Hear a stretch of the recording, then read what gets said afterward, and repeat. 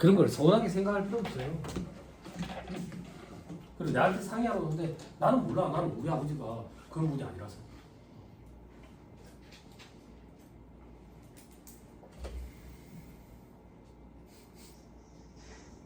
자, 이제 한도 계산할 건데 요거 조금만 보세요. 이 책의 저자인 강인태 회계사님이 대충 와꾸를 가지고 스타트업에 올랐어요.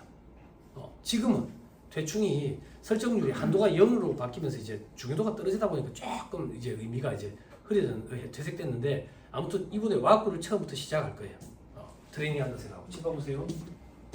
퇴직금의 충당금 T 계정을 그리면 기초가 여기 오죠.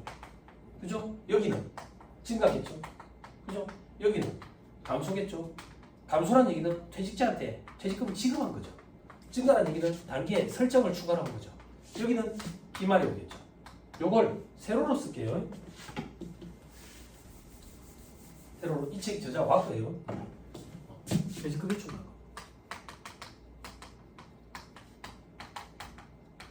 자, 기초, 감소, 증가, 기말. 그죠? 회사가 계산한 거. 그리고 세법상. 방금도 일부러 세로로 보여준 게 트레이닝 차원에서. 칠판. 그러면 봐봐. 회사가 기초금액 감소하면서 지급한 금액, 요거는 단기에 설정한 금액. 그지?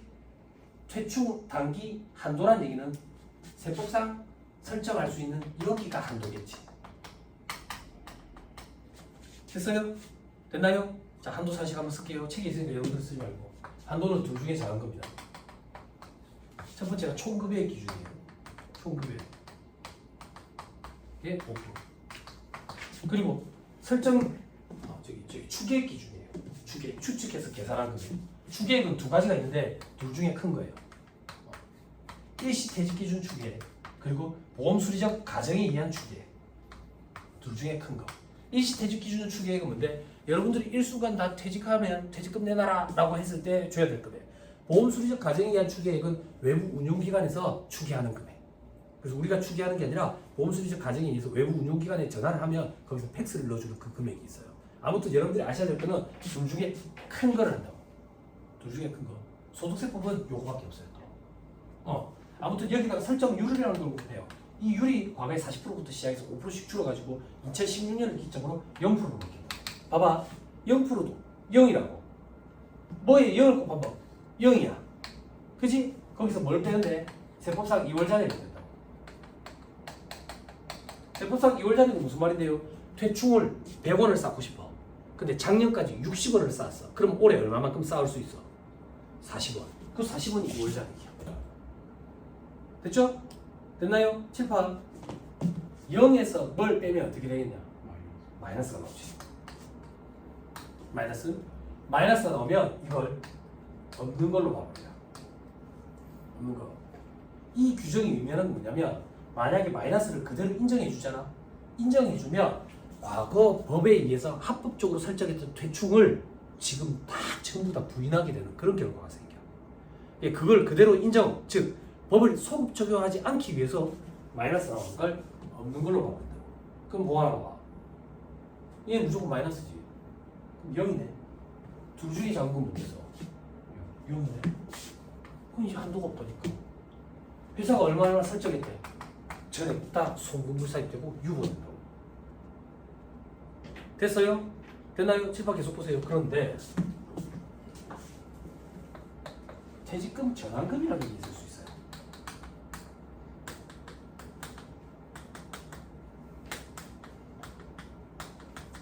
이게 우리 시험에 나오니까 해야 돼요.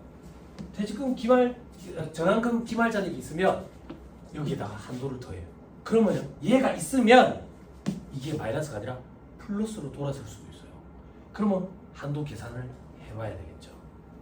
그럼 퇴직금 전환금은 뭔데요? 나도 잘 몰라요. 술독에 빠져서 살던 그 시절이라서. 이게 뭔데? 카더라를 통해서 들은 바로 얘기를 하면 99년도까지 있던 규정이래. 우리나라에 퇴직금을 일부 국민연금으로 전환할 수 있는 제도가 있었대. 과거에. 그래서 그걸 적용하는 회사들, 직원들이 있었대. 적용을 받던 직원들. 그러면 전환한 금액만큼 퇴직금 한도를 더 늘려줘야 돼. 그래야 불이익이 없다고. 그래서 퇴직금 전환금 기말잔액이 있으면 이걸 늘려준다고. 그러면 세무사님 현업에서 일을 할 때 이런 거 보신 적 있나요? 제법 많아. 어떤 회사가요? 오래된 회사에 경력이 오래된 직원들. 그런데 최근에 실무 강의를 해보니까 거의 없어. 왜 거의 없는데 99년도까지 있던 규정이라 했지. 2024년이지. 그러면 이런 직원이 있으려면 최소 25년 이상 근속자여야 돼. 이제 그런 근속자 잘 없거든. 그래서 현업에서 거의 발생하지 않아. 그렇지만 시험 문제는 등장할 거라고. 그래 주의해야 돼. 그래서 수험생들이 문제를 파악할 때 어떻게 파악하냐면 퇴직금 전환금 기말 자격이 있는지 여부를 판단해. 없으면 전액 다 송금을 상주고. 됐어요? 됐어요? 그래서 대충 시험 문제가 퀄리티가 확 떨어져 버렸어. 쉬워져 버렸다고. 그래서 이 와꾸에 대한 필요성도 조금 의미가 좀 그래 됐고. 아무튼 이 와꾸가 되게 좋겠네. 됐죠? 됐죠? 자, 그럼 말문제 보기 구성해야지. 또 봐야겠다. 자, 한도형 밑에 별표식 1 0% 적용한다. 0% 적용한다. 그죠? 자, 그 다음 밑에 별표식 2번 대괄호 안에 금액이 마이너스가 나오면 0으로 한다. 즉 송금 산입한 대충을 환입하지 않는다. 예전 건 그대로 내준다. 인정을 해준다 그 얘기예요. 이게 어떤 얘기냐면 조금만 설명해주면 봐봐. 예전에는 여기 설정률이 40%였거든. 40%. 그럼 요거의 40%만큼 회사 내부에 쌓을 수 있었다는 얘기잖아. 회사 내부에 쌓아놨어. 근데 이제 법이 바뀌어 0%로 바뀌었잖아. 요 산식에 마이너스를 인정해주면 예전에 합법적으로 쌓았던 40%를 다 부인시켜서 환입시켜버려야 된다고. 그런 불상사가 생긴다고. 그럼 법이 소급 적용하게 된다고. 그래서 얘를 없는 걸로 0으로 바꿔요. 요거 때문에 현업에서 일할 때 명세서도 좀 복잡해. 이 현업에 있는 담당자들이 힘들어. 자, 밑에 별표식 3번에 퇴직금 전환금 제도 뭐 어쩌고저쩌고 돼 있죠. 그죠? 그런 게 있다 하더라. 넘어가면 돼. 자, 다음 총급액. 이건 뭔데? 칠판 여기 보는 거예요. 이 총급액의 범위. 총급액의 범위. 자, 총급액은 퇴직급여 지급 대상이 되는 임직원의 총급액. 당연하지. 세무사님 임원도 들어가네요. 임원도 퇴직금 줘야 될 거 아니야. 그지? 근데 밑에 별표식 1번. 지급 대상이 되는 임직원은 설정 대상에서 제외하는 자가 있대. 어떤 자? 일용근로자. 계속 근로자가 아니지. 일용근로자. 그리고 다음에 자. 어떤 자? 퇴사자. 퇴사자한테 무슨 퇴출을 설정해줘. 그만두고 없는데. 그지? 동그라미 2번. 확정 기여형 퇴직연금 설정자가 있지. 아까 회사 내부의 퇴출은 DB형만 설정한다 했잖아. 그 DC형은 관련 없다고. 됐나요? 네. 또 시험에 나오는 거 괄호 2번. 요것도 줄 쓰세요. 신입사원 포함입니다. 동그라미 1번. 퇴직급여 지급 규정에 1년 미만 근속자 퇴직급여를 지급하도록 규정되어 있으면 신입사원도 퇴출을 설정해준다고. 근데 만약에 그런 규정이 없으면 동그라미 2번에 근로자 퇴직급여 보장법에 따라 근로자 퇴직급여 보장법은 어떻게 되어 있는데 1년 미만 근속자에 대해서는 퇴출을 설정을 안 해. 됐나요? 우리 시험 문제도 시험 문제는 1년 미만 근속자는 제외하는 형태로 계산 문제가 지배적으로 더 많이 등장했어. 근데 만약에 문제 당시에 우리 회사는 1년 미만 근속자 퇴출을 설정한다 그러면 설정 대상에 집어넣으면 돼. 됐나요? 네. 설정을 안 한다 그러면 한도 계산할 때도 여기서 벗겨내고 한도 계산해야지. 설정을 안 하니까. 그죠? 됐죠? 자, 그 다음 위로 올라가서 별표식 2번까지 봅시다. 사업연도가 6개월인 경우에는 직전 1년간의 총급액이 아닌 해당 사업연도 총급액을 기준으로 계산한다. 됐죠? 자, 밑에 동그라미 2번에 세부사항 이런 거 보지 마세요. 자, 위로 올라가서 두 번째까지 범위. 자, 소득세법상 근로소득 범위 중 다음의 금액을 제외한 거. 요거는 제외되는 거야. 한 번만 암기하면 돼. 왜? 임원 퇴직금 한도 계산상 총금액 범위와 동일하면 되죠. 임원 퇴직금 한도 계산상 총금액 우리 앞에서 공부했지. 똑같네. 동그라미 1번 비과세 되는 거 배제. 송금불사에 되는 거 배제. 동그라미 3번 인정상의 송금불사니까 배제. 동그라미 4번 퇴직으로 해서 받는 것으로 퇴직소득에 속하지 않아야 거 배제. 동그라미 5번 직무발명보상금. 똑같죠? 응? 자, 저 밑에 박스 2번.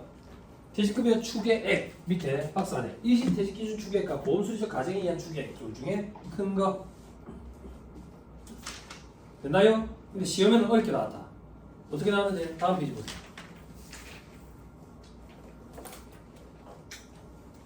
자, 일시퇴직기준 추계액 돼 있죠? 그죠? 요건 어떻게 계산하는데 정관이나 기타 규정에 의한 금액. 그게 없으면 근로자 퇴직급여 보장법에 따라 계산한 금액이네. 뭐 일할 계산하는 그런 것들이 있어. 뭐 이걸 계산하는 건 안 나와. 일시퇴직 기준 추계액이 얼마다 이렇게 주어지지. 별표시 3번에 보험 수리적 기준 등 추계액 요것도 얼마다 이렇게 주어진다고. 근데 시험 문제 까다롭게 나왔을 때 어떻게 나왔냐면 밑에 보험 수리적 기준 등 퇴직급여 추계액은 1과 2를 더한다 돼 있지. 1은 퇴직연금 가입자의 보험 수리적 기준 추계액. 2는 퇴직연금 미가입자의 일시퇴직 기준 추계액. 퇴직연금 가입자의 미가입 기간 추계액. 시험에 이렇게 등장한 적이 있어서 이걸 다 더해야 돼. 이걸 다 더해야 돼. 이 현업에서 일을 해본 적이 없는 학생들은 무슨 말인지 모른다고. 근데 이게 등장했더라고. 자, 이거 무슨 말이냐 한번 봐봐. 잘 봐봐. 봐봐. 우리 회사가 지금 추계액을 계산할 거야. 추계액을 계산할 건데 직원이 이렇게 3명이 있어. 직원이 3명이 있는데 이 사람은 그 퇴직연금 운용제도 그거 가입을 했대. 그러면 운용기관에서 보험수리적 가정에 의한 추계액을 줄 거라고. 그럼 이 두 사람은 이 사람은 아예 가입을 안 했대. 가입을 안 했으면 일시퇴직 기준 추계액을 해야 돼. 이 사람은 7월 1일자로 가입했대. 그러면 1월부터 6월까지는 일시퇴직 기준, 7월부터 12월까지는 운용기관에서 보험수리적 가정에 의한 기준으로 금액을 받아야 돼. 그걸 다 더해야 될 거 아니야. 그게 동그라미 1이야. 1이야. 그때 축제 교수님이 이걸 이렇게 구분해가지고 숫자를 줬더라고. 이제 경기가 확 무너지는구나 이런 생각도 좀 들었는데 어쨌든 한 번 딱 그렇게 등장했어. 시험 문제 등장하면 만약에 이걸 암기하기 힘들다 학생들이 그러면 있는 거 다 한다 이렇게. 이런 생각은 좀 해야 할 것 같아. 이게 가만 생각해보면 당연한 얘기거든. 당연한 얘기. 아무튼 됐습니다. 그러니까 학생들이 힘들어하니까 밑에 이해로 이제 그림까지 달아놓으셨더라고 이 책의 저자가. 예전에 없었는데. 자 밑에 박스 3번 세법상 퇴직급여 충당금 2월 잔액 돼 있죠. 그죠? 2월 잔액 봐봐. 요거 뭐라 그랬어? 작년에 넘어온 게 2월 잔액이지. 근데 우리 지금 뭐 하고 있는데? 세법하고 있지. 그럼 세법상 2월 잔액이겠지. 세법상 2월 잔액. 그지? 그럼 세법상 2월 잔액이면 무슨 말인데요? 아까 내가 분기 끊어서 보여줬던 거. 회계상 2월 잔액은 120이었지. 세법상 2월 잔액은 100이었지. 그래, 세법상 2월 잔액. 그 100을 얘기하는 거지. 그럼 U보다 마이너스 U가 가감된 금액이겠지? 그게 산식의 방법 2번 봐. 방법 1번. 방법 2번, 2번. 유보 금액 가감해야지. 그치? 됐어요? 안 어렵다고. 남아있는. 그럼 아까 제가 했던 걸로 한번 봐봐. 제가 아까 회사는 120 있었지. 세법상으로 100 있었지. 기억나지? 단기 퇴직자가 있어서 극단적으로 했었지. 120 했지. 세법상으로 100 했지. 그치? 그럼 2월 잔액은 얼만데? 100원 있었는데 100원 없어졌으니까 2월 잔액 없는 거야. 이렇게 한다고. 당연하잖아. 당연하잖아. 작년에 퇴충을 100을 쌓고 싶었어. 그래서 회사가 100을 쌓았거든. 120을 쌓았거든. 근데 세법상으로 100밖에 못 쌓아가지고 100만큼만 송금으로 인정됐다고. 올해도 100을 쌓고 싶대. 근데 퇴직자가 있어가 100원을 다 줬대. 그러면 2월 잔액은 없잖아. 올해 100원을 쌓을 수 있는 거지. 그 얘기. 남아있는 게 얼마냐. 근데 세법상이다. 그래서 유보 잔액을 반영을 해야 된다. 자, 다음 페이지. 그걸 가지고 박스 4번에 또 그림도 그려 놓으셨어요. 여러분들 이해하시라고. 근데 요즘에는 이렇게까지 안 봐도 돼요. 한도가 0이라서. 반가로 이번에 세무조정. 한도 초과액 송금불사는 6. 한도 미달하면 세무조정 없다. 결산조정 4입니다. 됐죠? 밑에 괄호 3번. 지급 상계의 적정성 확인. 상계의 적정성 확인이 무슨 말인데? 초과 상계인지 여부 판단하는 거. 근데 그 전에 다른 것부터 봐야 돼. 뭘 봐야 되는데? 현실적 퇴직인지.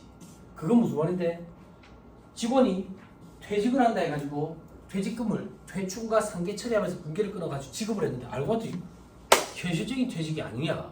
현실적인 퇴직이 아니면 앞에서 어떻게 하기로 했어?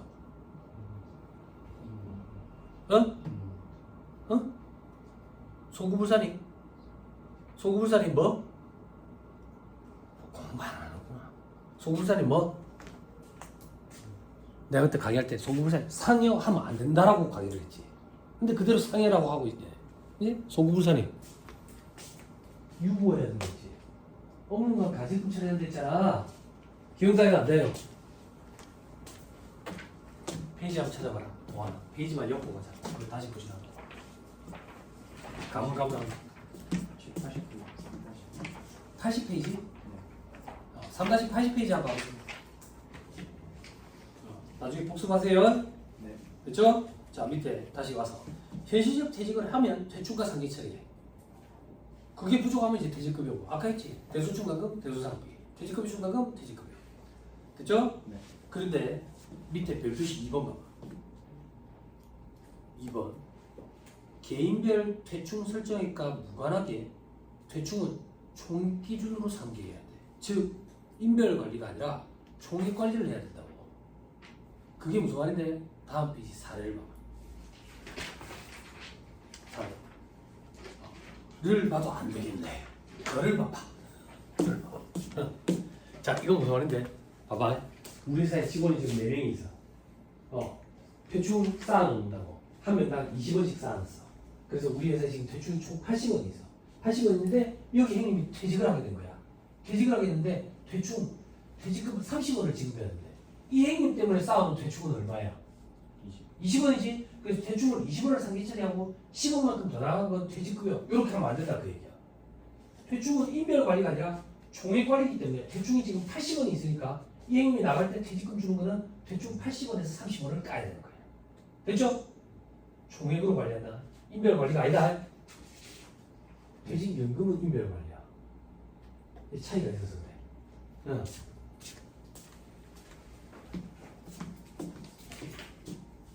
됐죠? 자, 그리고 위에 별표시 1번 퇴직급여의 송금 귀속 시기 돼 있죠? 현실적으로 퇴직한 날이에요. 나중에 소득세법에서 공부하는데 퇴직 소득의 귀속 시기도 실질적으로 현실적으로 퇴직한 날이거든. 그럼 현실적으로 퇴직한 날 퇴직금을 준 걸로 처리해야 돼. 근데 아직 안 주고 있네. 그러면 미지급 비용 처리한다. 됐어요? 네. 됐나요? 참고 삼아 요거 조금만 더 드릴까? 퇴직금을 몇 번 나눠서 준대. 그래도 첫 번째 실질적으로 퇴직한 날 전부 다 처리해야 돼. 처리해야 돼.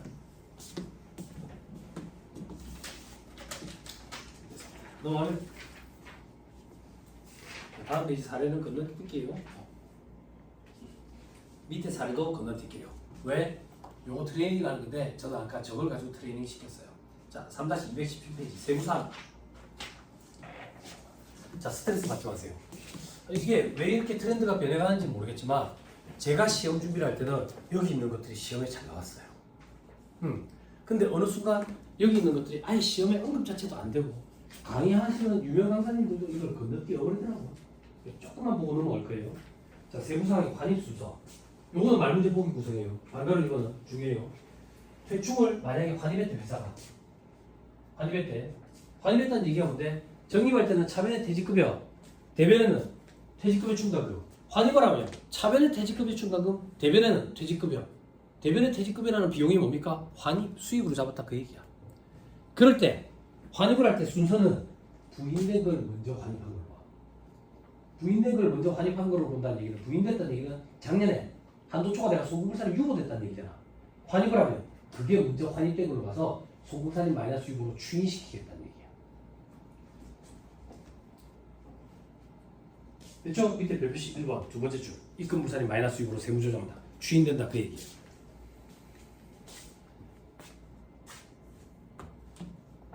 됐나요? 네. 됐죠? 밑에 반가로 이거 관계회사 전출입의 경우 이제 보지 마세요. 자, 이건 어떤 거냐면 현업에서도 이런 일이 많이 벌어져요. 내가 그룹에서 발령이 나는데 다른 계열사로 발령이 나는 거야. 그룹에서 다른 계열사로 발령이 나는데 내가 여기서 3년 근속했거든. 3년 근속했어. 그러면 이거 퇴직이거든.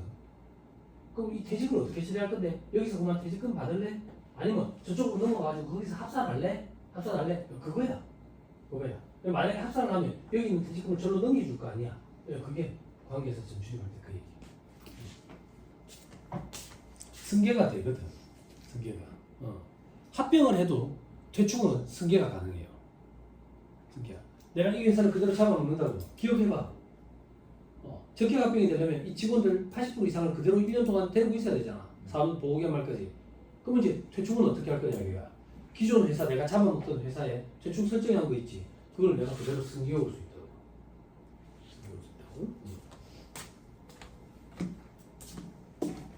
됐죠? 저 밑에 반가로서 한번 합병 부담의 경우 보지 말고요. 반가로서 4번 보세요.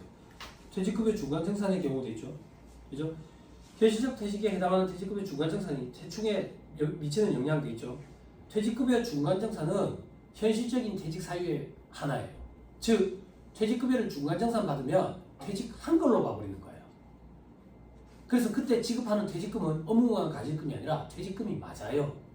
퇴직금이 맞다는 얘기는 법인 입장에서 손금액 인정이 되고 받은 사람 입장에서는 퇴직소득세 계산 구조에 집어넣는 거예요. 물론 임원이면 한도 계산을 내는 거죠. 그죠? 자, 또 그러면 1번. 1년 이상 근속자에게만 퇴직급여를 지급하기로 규정되어 있는 경우 1년 이상 근속 여부 판단은 입사일부터 종료일까지로 하겠다. 자, 이건 무슨 말이냐고 봐봐. 내가 퇴직금 중간정산을 받아. 내가 근속연수가 얼마 되는데 지금부터 한 15년 돼서 언제 중간정산을 받는데 오늘자로 중간정산을 받아. 그럼 오늘이 지금 11월이잖아. 11월. 그럼 내가 오늘자로 중간정산을 받으면 나는 현실적인 퇴직을 한 사람이잖아. 그렇지만 그만두지는 않았지. 그지? 그럼 12월 31일이 되면 우리 회사는 퇴충을 설정할 건데 내 입장에서는 중간정산을 받고 현실적인 퇴직이 됐으니까 1년 미만 근속인지 1년 이상 근속자인지 여부 판단을 할 때 실질적으로 근무기간이 2달밖에 안 되잖아. 그렇지만 퇴충을 설정해 준다고. 왜? 입사일부터 근속기간으로 따졌어. 신입사원이랑 똑같이 처리하는 게 아니다 그 얘기야. 무슨 말인지 이해돼요? 되죠? 이게 합리적인 거예요?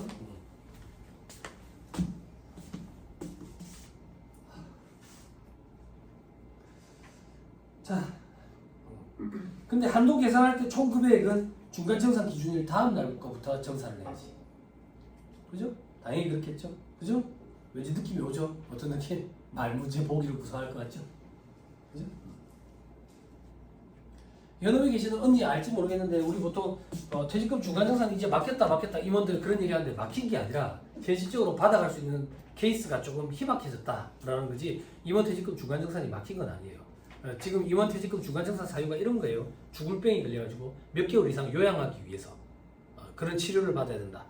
혹은 과거 1년 동안에 집을 취득한 적이 없다. 소유한 적이 없다. 그래서 집을 취득해야 돼가지고 중간정산을 받는다. 이런 경우에는 임원 퇴직도 임원 퇴직금 중간정산이 가능해요. 합법적으로. 됐습니다. 넘어갑니다. 다 했지요? 사례 이래 돼 있는데 이 사례는 3-220페이지에 있는 2차 실무용 사례는 보지 마세요. 기본적인 사례만 하나 볼게요. 기본서를 가지고 1232페이지.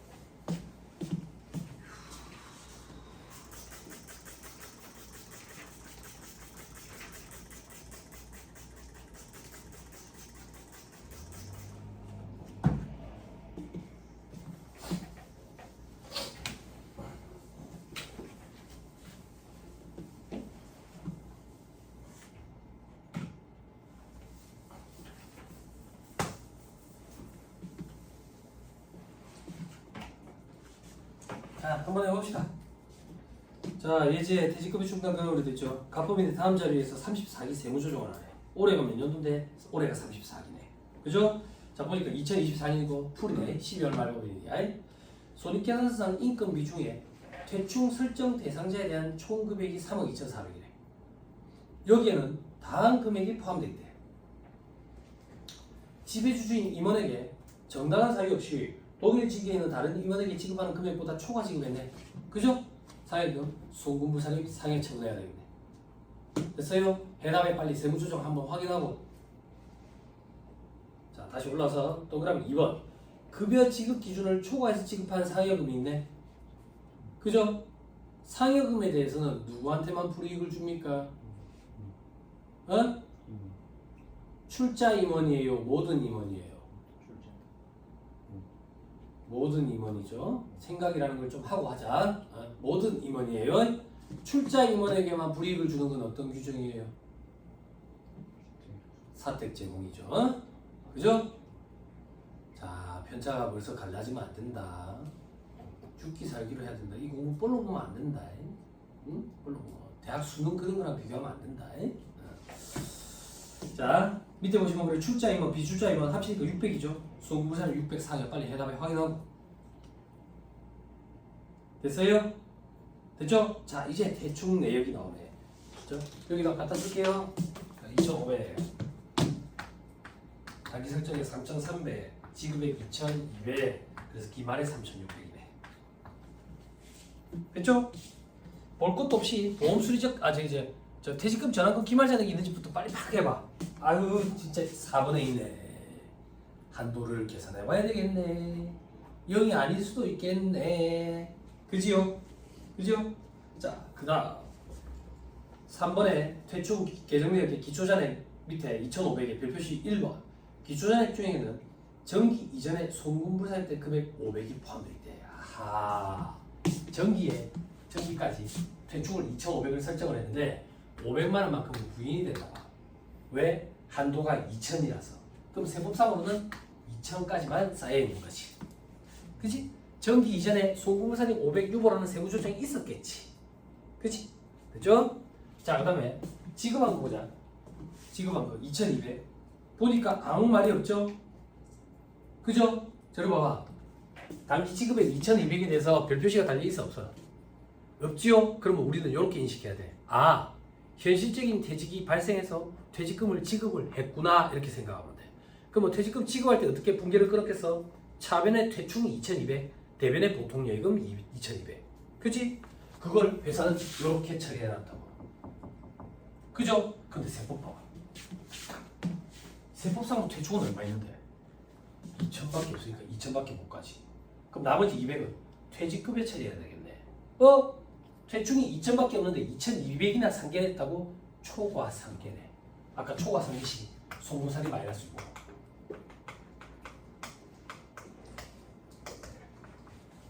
됐죠? 됐죠? 자, 그 다음 한도를 설정해보자. 퇴직금 전환금 기말잔액이 있기 때문에 한도는 무조건 0이 아니라 해봐야 된다. 둘 중에 자극을 하더라. 총금액 기준부터 해보자. 총금액이 아까 3억 2,400 그지? 여기다 5% 곱할 건데 여기서 배제되는 게 있었다. 비과세되는 거 배제해야지. 송금살 때는 거 배제해야지. 인정상해 배제해야지. 퇴직 소득에 속하지 아니하는 소득 배제해야지. 지불관련 보상금 배제해야지. 송금불사에 되는 게 아까 300, 600이 있었다. 그죠? 요거에 5%. 그죠? 뭐 얼마 될 기다. 그죠? 자, 그 다음에 추계액은 둘 중에 큰 거. 5번에 보니까 보험 수리적 가정에 의한 추계액 1억 6,500. 밑에 단기별 현재 모든 임직원이 일시 퇴직할 때 요게 일시 퇴직 기준 추계액이라고. 1억 6,500과 1억 8천. 1억 6,500과 1억 8천. 둘 중에 큰 거. 요게 크네. 설정률 곱하자 0% 빼기 2월 전에 빼야지. 7판 2월 전에 세법상 퇴충이 2,000이 있었는데 2,000만큼 없어졌으니까 2월 전에 없다. 퇴직금 전환금 기말 전에 아까 400인가 있더라. 400. 됐죠? 됐죠? 자, 그러면 이게 플러스다. 그럼 얼마가 되는데? 퇴직금 전환금 기말 전액이 아까 어디 있었지? 1,400. 1,400. 400이 아니라 1,400. 그죠? 4번에 자료 있죠. 그죠? 자, 그럼 뭐 계산하면 얼마가 되는데? 얘가 작다. 1,400. 1,400. 그럼 한도는 1,400. 됐죠? 한도 초과됐네. 소금불산이 퇴직급여 충당금 1,900 유보.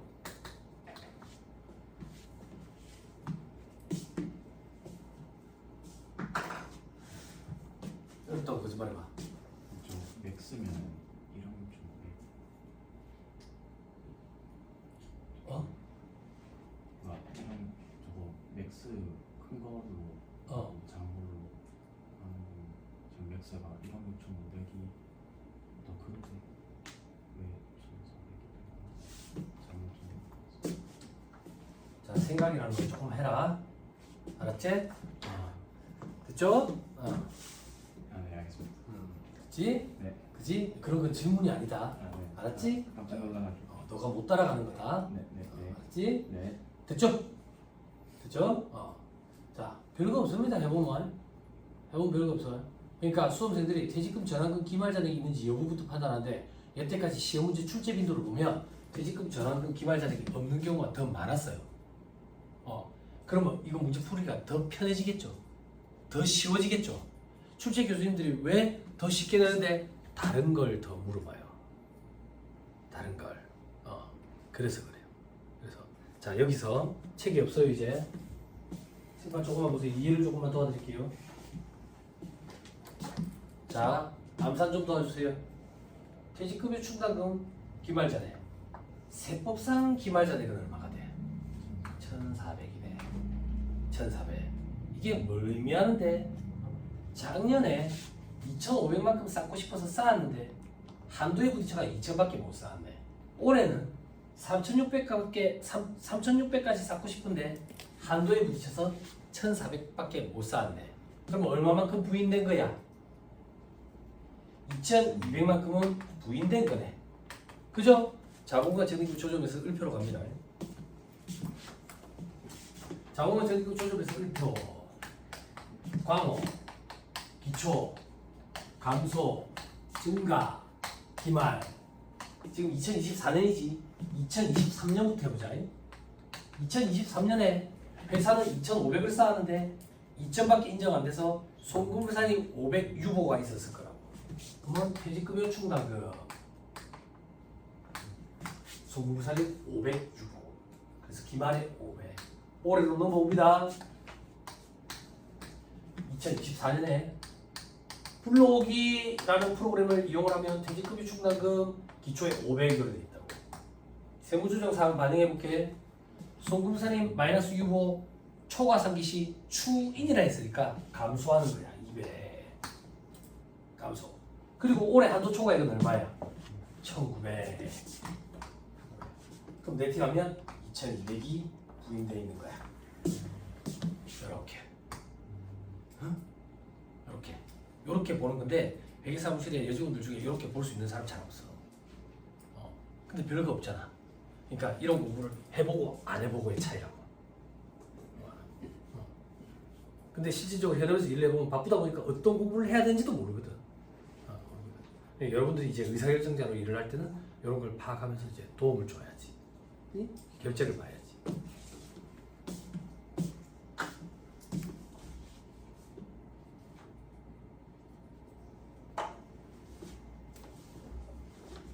됐나요?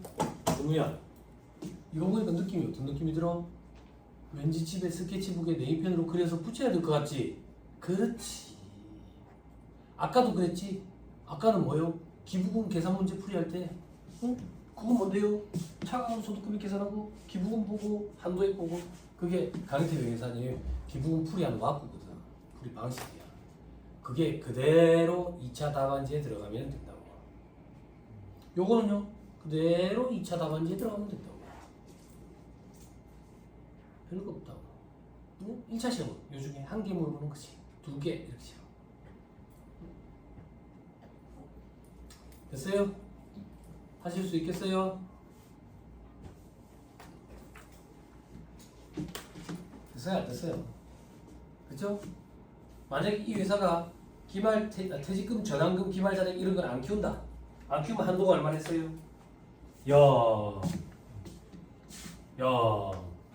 한도가 0. 그러면 세무조정 어떻게 돼요? 송금불산이 3,300 유보월이 되겠죠. 그죠? 그럼 봐봐. 세법상 0. 회사는 3,600만큼 쌓고 싶어서 쌓았는데 다 부인됐다. 그지? 그러면 3,400. 그지? 그러면 여기 얼마? 여기가 3,600. 다 부인됐다고. 그게 무슨 말인데? 회사의 직원들이 퇴직할 거에 대비해서 3,600을 쌓았는데 다 부인됐어. 그러면 안 쌓는다는 얘기야? 외부 운용기관에 3,600을 쌓을 거라고. 퇴직연금 충당금이라는 명목으로. 그렇게 되는 거야. 그렇게. 돌아오세요. 잠깐 끊었다가 3-221페이지 퇴직연금 충당금 봅시다. 잠깐 끊었다 하시죠.